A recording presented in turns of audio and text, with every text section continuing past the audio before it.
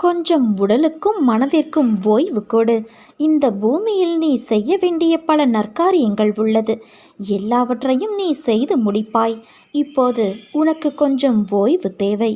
ஓய்வு நேரத்தில் எந்தவித உபகரணங்களின் துணையின்றி நீ மட்டும் அமைதியாக ஓரிடத்தில் அமர்ந்து உனக்குள் வரும் எண்ணங்களை ஒரு மூன்றாம் மனிதன் போல வேடிக்கை பார்.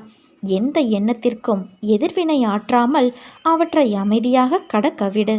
உன்னை அச்சுறுத்தும் எண்ணங்கள் குறையும். உன்னால் முடியாது என்று நீ நினைத்த செயல்களையும் என் அருளால் நீ செய்து முடிப்பாய். நன்மைகள் நடப்பது நிச்சயம் தொடரும். வாழ்க்கை பாதையில் தன் இருப்பை நிலைநிறுத்தி கொள்ள வேகமாக ஓடிக்கொண்டு இருக்கும் மனித சக்திகளின் தன்மை மகா தத்துவமாகாமல் தவிப்பது ஏன் தெரியுமா? நாம் எதை யாருக்காக செய்கின்றோம் என்ற விழிப்புணர்வு இல்லாமைத்தான். மனித மனம் அனைத்தும் வேகமாக நடக்க வேண்டும் என்று